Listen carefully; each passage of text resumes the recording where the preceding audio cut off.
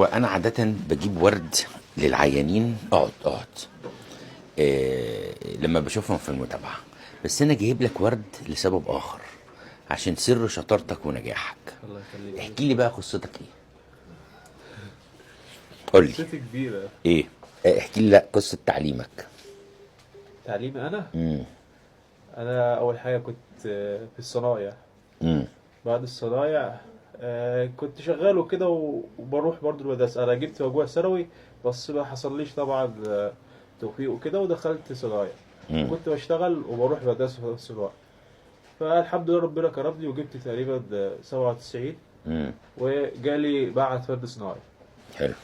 بعد الصنايع دخلت المعهد سنتين، وبعد السنتين جبت 98 ونص.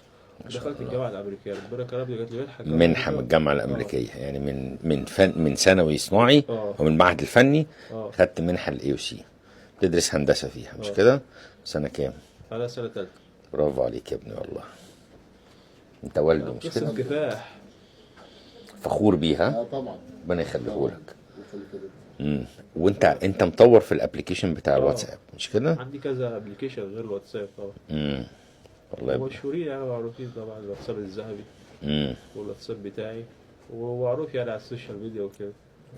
الحمد لله توفيق من ربنا برضه.